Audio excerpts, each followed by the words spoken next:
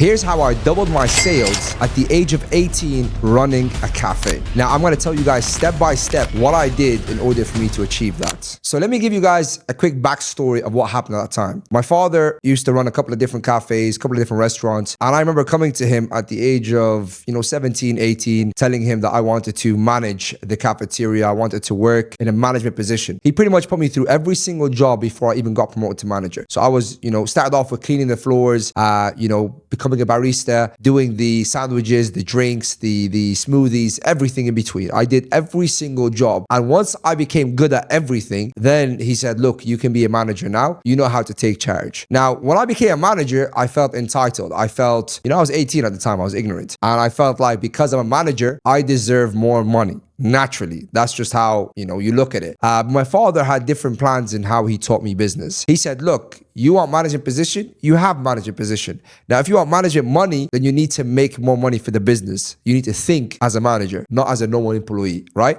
So he asked me to increase sales. He asked me to scale the business. And I really didn't know where to start. Yeah, I knew how to do all the jobs, but I didn't know how to bring more money into the business. The day after, I went to pray Fajr in the masjid. And after Salah, I would usually go home, do a workout, get myself dressed and go to work around 8 o'clock, right before I go to college. Now, usually I go home after Salah, I would do a workout, get dressed and head off to work around 8 to 8:30. Now, our cafeteria was actually located at a main motorway, a highway, right?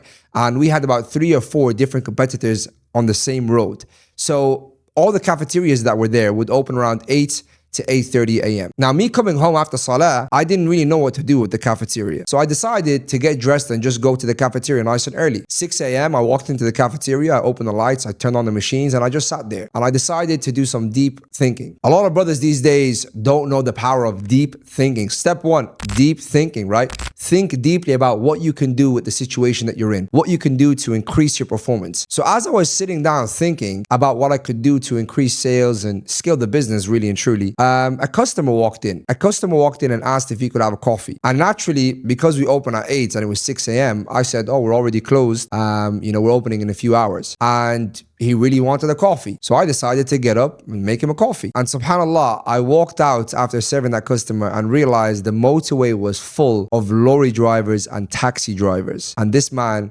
drove a lorry. So he gave me that light bulb idea to say, wait a second, all these guys would love a breakfast nice and early. So I started to serve the lorries, I started to serve the taxis, and I had so many people coming. Before I even hit 8 a.m., I doubled in sales. And I realized that I was going to serve these customers nice and early before any of my competition would open up shop. And because I knew how to do every job in the cafeteria, I knew how to make the sandwiches, I knew how to make great coffee, I was making the breakfast meal deals, I was serving the smoothies, the juices, everything in between, and I was taking control of the money. Before 8 a.m. came, I actually sold more coffee than I would typically on a normal day in the morning. So I made double the sales. Then I had that moment and I realized that this is the exact strategy that I was going to use to increase sales and obviously scale the business. And I did that. Every single day, I'd pray Fajr in the masjid, go straight to the cafeteria by myself or, with one of the guys that would come in a bit early, and I would just serve all the customers. Shortly after that, everybody in the area knew that our cafeteria would open at 6 a.m. So all the early birds would come my way, and it applied a lot of pressure for my competition as well. And they started to open it a little bit earlier as well. And the lessons behind this is, number 1 is to have tawakkul on Allah subhanahu wa ta'ala. When there's a task or a challenge that comes your way, go to Allah first. He's the one who gives. He is the Razzaq. He is the one who provides. So as I would go to the masjid in the morning, I would make dua that Allah subhanahu wa ta'ala put barakah on my day, that put barakah on my dealings and my transactions. Second of all, become aware of what you're capable of. Something that a lot of people are not familiar with. What are you really capable of? You see, at that point, I realized that I was capable of doing each and every job inside that cafe, and I was capable of waking up early,